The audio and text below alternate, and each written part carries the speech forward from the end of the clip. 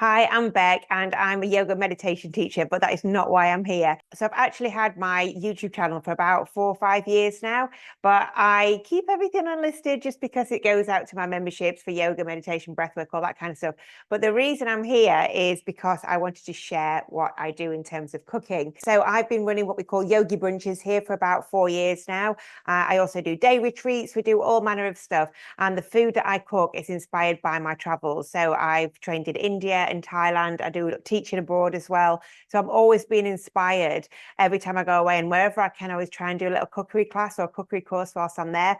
And I really just wanted to show people how easy it is to chuck something together that is really inspired by different flavors and different fragrances from around the world. So I have an event on tomorrow and it's a respite day. So there's a group of ladies that are all so lovely. They've been coming here for a few years now, but this is the first time they're coming for the entire day. So they all have children with special needs and they come here just to have some downtime, just to plug back in, get themselves recharged. And I love doing these events. So the theme is going to be Thailand. I've just booked my Kundalini training in Thailand for February. So I'm already there in spirit at the moment. So on the menu will be Kha Soup, which we're going to do mushroom. I generally cook vegetarian whilst I'm here, just because if we're doing yoga, we want everything to be light and sattvic.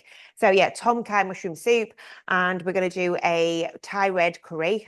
So that's going to be with sweet potatoes and chickpeas. And then I was going to do initially acai bowls. I think I'm pronouncing that right. It's like the frozen fruit with the acai, whatever it's called. But it's really challenging when you've got a lot of people here because you've kind of got to do them in batches. So instead, I'm going to blend a couple of different recipes. So I really like the chia puddings, and I'm going to do those with coconut milk, but I'm going to put the acai in them and do a really nice little Coulee on the top of them, along with some nice sort of flavored waters and this, that, and the other. So I'm going to take you onto the journey with me. So pretty much every time I do one of these events, somebody always says, Beck, you must write a recipe book. I do not have time to write a recipe book. I'm running 3 companies at the moment. So instead, I just thought, well, just record them and then they're all out there and everybody can give them a go. So we're going to start first of all with the Kha Soup. So first of all, I'm just going to go in with 3 shallots. So if you're using the small ones, I'm just using those long ones. I can't remember what they're called. I don't like to overcomplicate things, but yeah, you probably need like 4. Now I'm cooking for around about 8 people. So I've used 3 of the big long shallots. I've got a pan on a medium heat with some just some olive oil in there. So I'm going to start to fry these off. And then once they're softened, we're going to go in with some garlic. And I've got here 5 cloves, but I like things very garlicky. I don't have the best knife skills in the world, I'm not going to lie, but again, this is all about making food accessible, because I think sometimes we can just overcomplicate things. We can put ourselves off because we think we've not got the right equipment, we've not got the right skills, not got the right ingredients. So the beauty of these Kha soups is that, like, when you have them in Thailand, they are so raw. So you've got like all the woody bits of, the lemongrass in, the big chunks of ginger. They have those, they're called kaffir limes. So just imagine like a whole lime, but it's not quite as citrusy. And they'll put the entire thing in just to flavour it. So we're just going to cook these onions off until they get translucent. Right, so those onions are about ready now. So we're going to just go in with the garlic. Plenty of it. What I love about this soup is the creaminess of the coconut milk. And then the fragrance of the garlic, lemongrass, and ginger. It's just my absolute favorite combination. So what we're going to do now is we're going to get, is this the pestle or the mortar? I can never quite remember. Anyway, and we're just going to grab our lemongrass and give it a really good bash.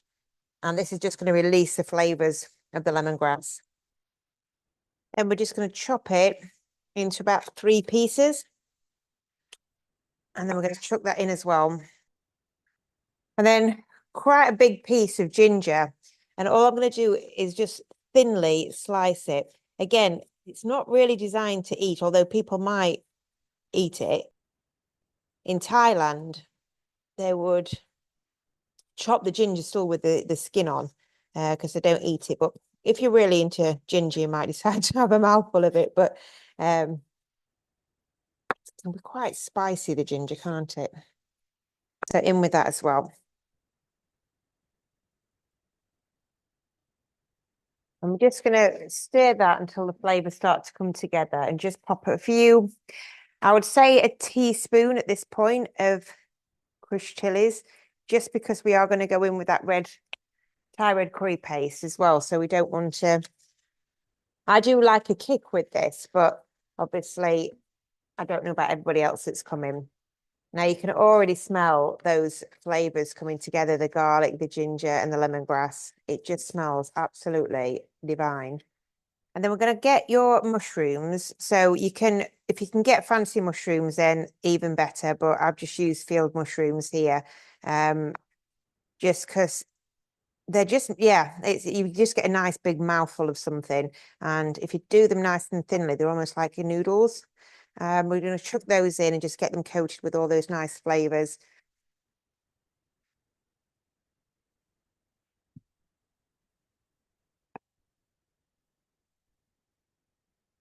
I can smell the lemongrass. My house is going to smell amazing by the end of this. That's the beauty of cooking Thai food, I think. It just makes your entire house just smell incredible. And just to bulk it out a little bit, I'm going to go in now with just some chestnut mushrooms as well, just for those smaller mouthfuls. We don't want to be overly concerned about overcooking these just in the oil, because we just get that they're going to cook once we've got all the fluids in there as well. So that's all the mushrooms in there now. And you're going to get something that looks a little bit like this. And it just smells so good. Your whole house will smell fragrant with the lemongrass, the ginger, and the garlic. So now it's just a case of going in with some liquids. So I'm using 3 tins of coconut milk. So we're in with the coconut milk. Give that a bit of a stir around. And then we're going to go in with a couple of cups of your bouillon or vegetable stock. I think I'm going to end up watering this down a little bit more because at the moment this seems quite thick, but we'll see as we go along. It's all about experimenting. So in with that, 2 tablespoons. And again, this is for about 8 people. I'm now going in with some maple syrup. So initially I'm going to go in with 1 teaspoon of Thai red curry paste. I'm going to pop that back on the boil and I'm going to see how it tastes. What I'm looking for here is a really nice balance of spice, creaminess, and fragrance.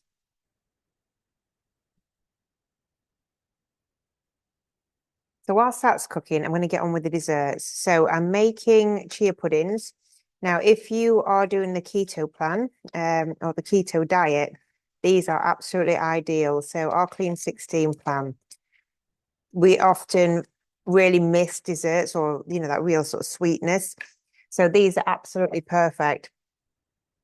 So we're going to go in here. We've got 2 tins of coconut milk, and then we're going to put around about a cup of chia seeds.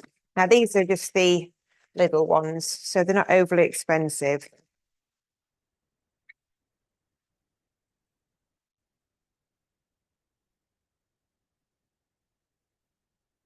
So a couple of options here.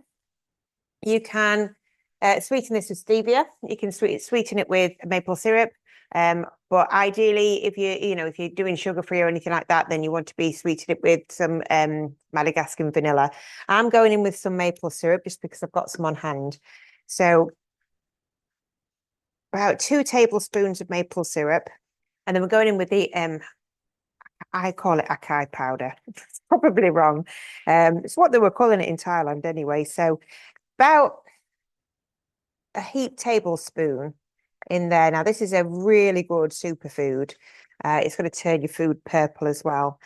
But it's just a great addition to have, with the dessert, because you know that you're going to get something, you're going to get that goodness out of it as well. We're going to give that a stir now. Now, I've been making these for years, and what I do find, if you just use the tinned coconut milk, the full fat one with the cream on the top, they can be a bit stodgy, a bit thick.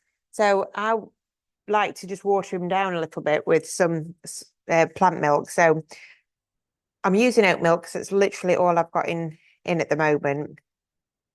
And you're going to give this a really, really good mix. We're going to get right into all those lumpy bits of coconut milk and the acai. I've got to stop saying that because I don't even know how to pronounce it.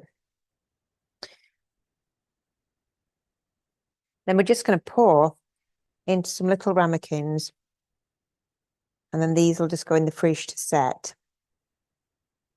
So as you can see, there's still quite a few little lumps of the coconut milk, but actually it's always like a nice little surprise when you get one of those. So whilst these are chilling, I'll get on with a nice Coulee to go on the top of them. So we're getting somewhere. So the soup's more or less done. The desserts are in the fridge. So I'm just going to get on now with a bit of a Coulee. So I've got in there just some washed blueberries. What are the blackberries? Some washed blackberries. And in here, I'm just going to put a tablespoon of xylitol. Oh, it's a big one. You can always add a little bit more if it's not sweet enough. And then just a splash of water, 2 tablespoonfuls full of water. Then that's going to go on the hob on medium heat, just till it reduces down into a nice little Coulee. Okay, so we've got the soup bubbling away there nicely. That is smelling divine. We've got the Acai Chia puddings in the fridge. We've got the Coulee on the boil.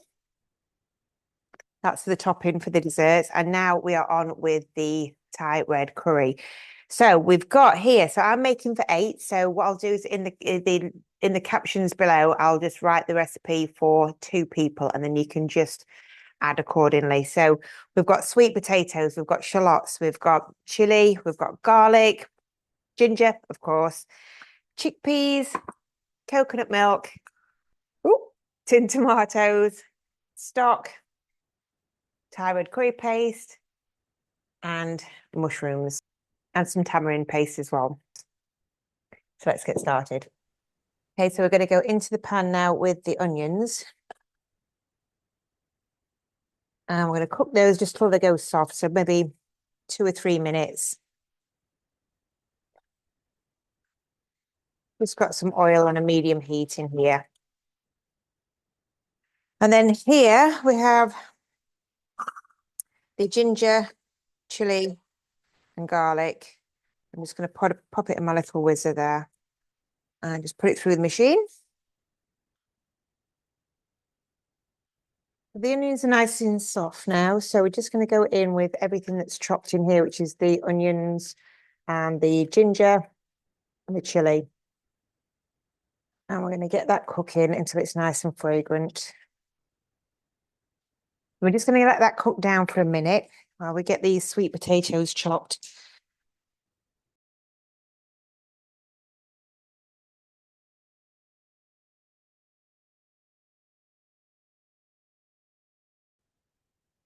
Then we're going to quarter the mushrooms.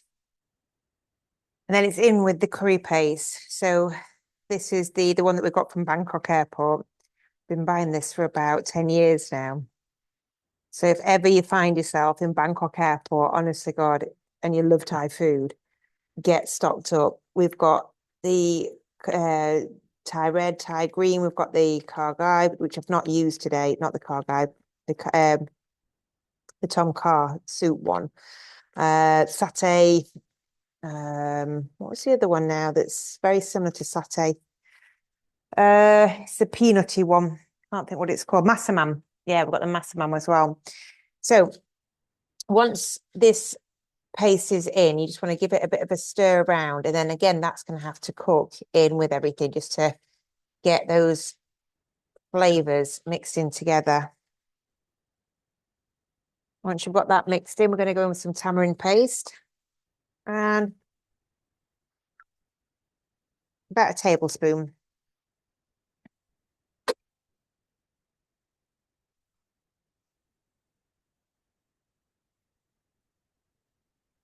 Stirry, stirry, mixy, mixy.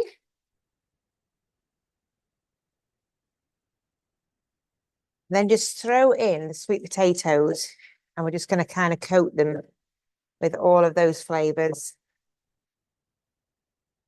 Not a very tidy cook. And generally when I'm doing these, I just crack on, get it all cooked, get it all put away in the fridge, ready for tomorrow or the day after. And then look around and go, wow, I've created absolute carnage around me. So get all that tidied up, then get everything set up for all the ladies. So that's looking gorgeous now. So all nicely coated. So then we're going to go in with the mushrooms. Those bad boys in. Starting to sound like Jamie Oliver. All right, then stir those into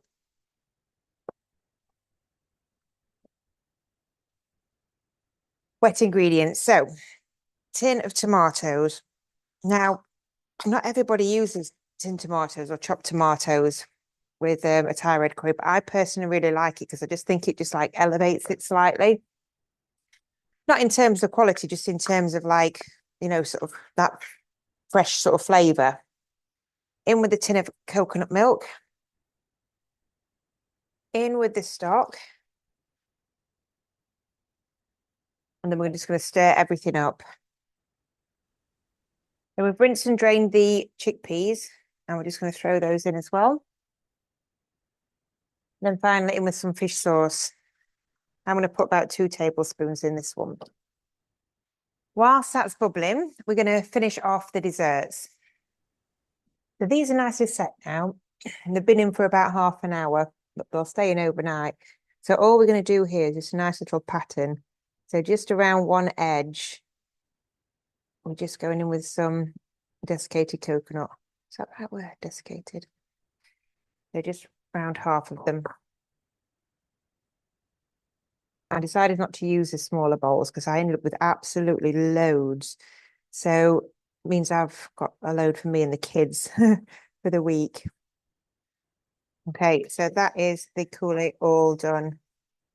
Oh, it smells so nice. So we're just going to do a little drizzle down the center with the Coulee.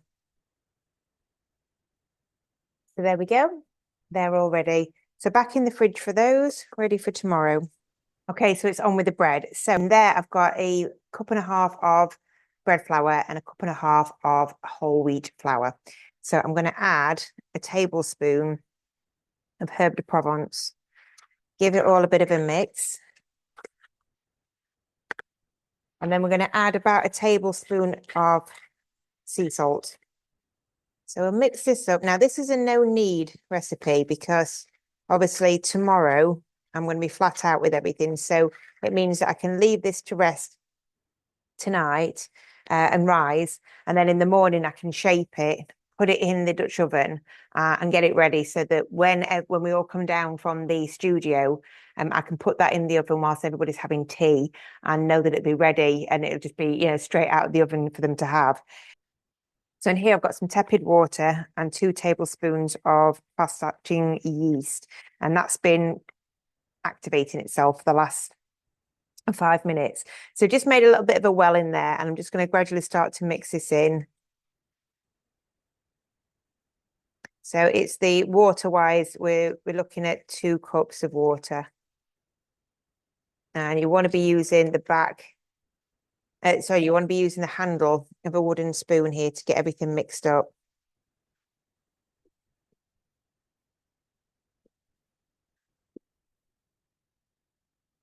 So that to me looks far too wet. I think I've got my ratios a little bit wrong there. So I'm going to put some more bread flour in there. And this is why, you know, when people say Can I have the recipe? I don't know what I'm doing. Well, I do know what I'm doing. I just don't, really sort of think about amounts, and I just kind of go out, oh, that looks about right. I've never really, touched wood, had anything sort of fail on me. So, but we'll see. There's always a first. In total, I added another cup of white bread flour in there.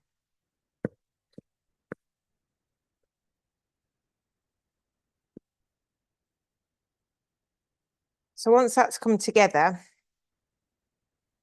in the hand that you don't wear rings, probably take your, I've got carnelian and tiger's eye on today. Carnelian for a bit of confidence and tiger's eye just for some vitality, because I'm going to need that to get through the next few days. So I'm just going to get some flour on my hands here. And then just give it a little bit of a knead just to shape it.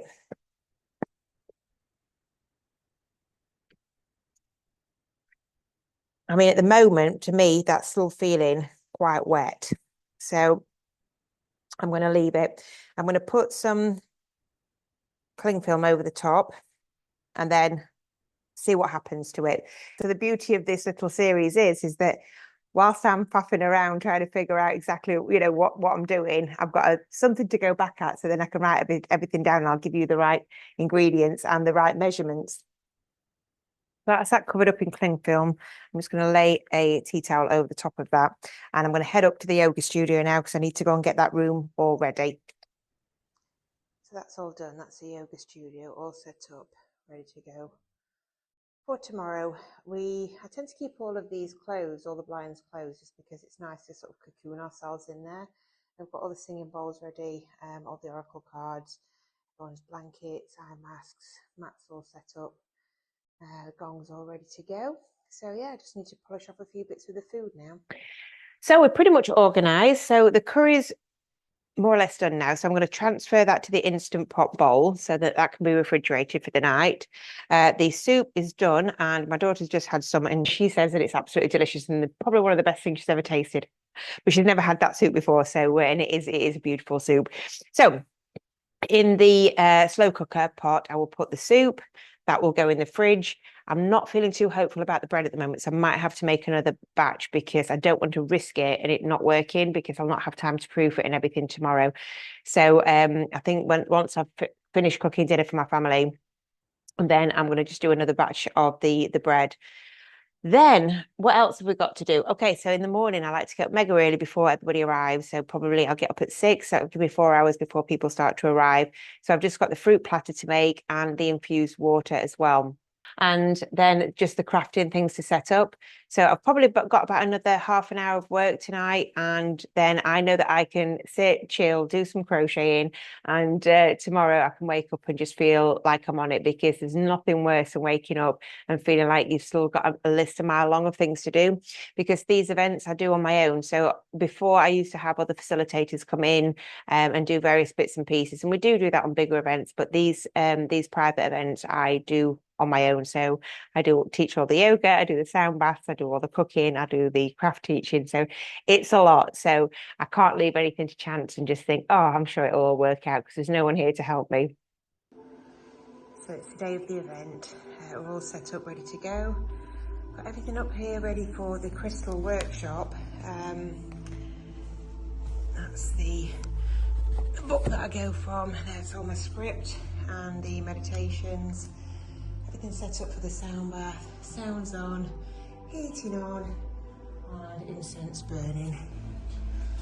And the house is all done as well. I've got a nice little wax melt burning now, set up. There's 6 of them coming today, which is a nice number, so I could set up both the craft station and the food table. So here we've got everything we need to make candles and wax melts. We've got all the dyes, we've got some nice little glittery powder colours and all the essential oils, and I've got the tea all ready to go there. I've got the bread, it worked out, which is brilliant. They're the turmeric vegetables. That's the curry ready to go on. And there's the soup. And here we've got the desserts all ready to go. And then the fruit platter as well.